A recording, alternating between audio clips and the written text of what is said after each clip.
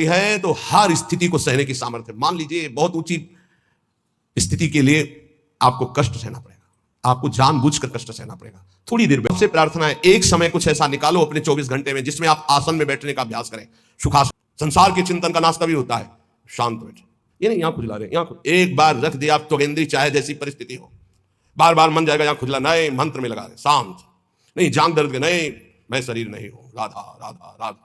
कोई गाली दे, कोई अपमान करे, इन बातों पर ध्यान नहीं दिया जाता, मत वाले हाथी की चाल चला जाता है, मस्त गजेंद्र की तरह भूखते रहो, कोई फर्क नहीं पड़ता।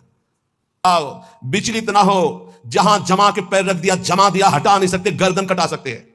यह है सूरवीर योद्धा का मार्ग भजन का, अर्थात जितने माला, जितना पाठ, जितना नियम कभी छोड़ नहीं सकते।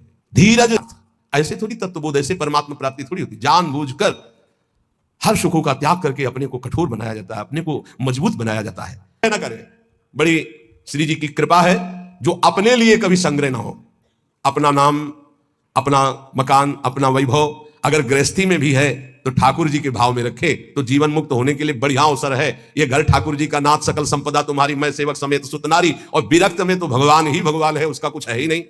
कहीं भी अपना अस्तित्व न रहे तो जीवन मुक्त होने में सहजता आ जाए। कह रहे हैं कि जो अपने लिए कोई उपाय नहीं करता, अपना कुछ नहीं रखता, सब प्रभु का, उसको कभी माया मोह परास्त नहीं कर सकता। जो किसी से कोई आशा नहीं रखता, अपना बल नहीं है, बल हरि का, गुरुदेव का, तो काम क्रोध को मार के मारे नींद आहार, इस पर जरूर चलना चाहिए। जब भगवत मार्ग में भगवत प्राप्ति की लगन की अगन लगी तो सबसे पहले यही अंदर आया था कि हम कई दिन तक भूखे रहकर भजन कर सकते हैं। कष्ट में भजन, हर सुविधा में भजन, संसार के किसी भी क्षेत्र में भजन, भजन न छूटे, इसका अभ्यास हमें करना है। यह दृढ़ निश्चय कर लिया गया था बचपन में ही।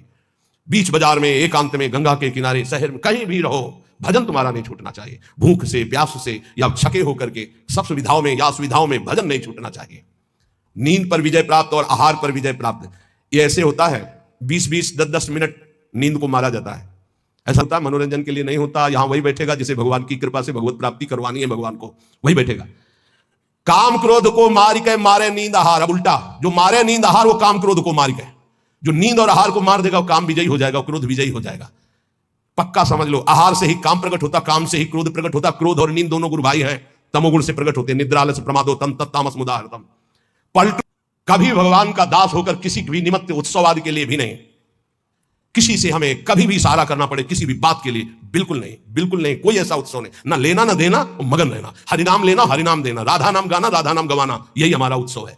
चाहे हमारे मित्र हो, सबकी बात सुन लीजिए।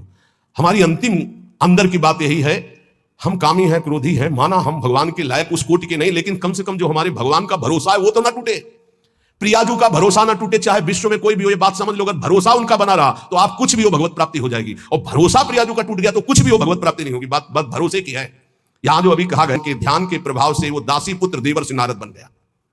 उन्हीं नारद जी ने प्रहलाद जी को, कयाधु के गर्भ में थे जिस समय देवराज इंद्र को पता चला हिरण्यकश्यप तपस्या में है, तो आक्रमण किया कि उसके पुत्रों को नष्ट कर दो, परिवार को नष्ट कर दो, क्योंकि ऐसे महाबली दैत्य का परिवार आगे चलकर देवताओं के लिए कंटक बनेगा।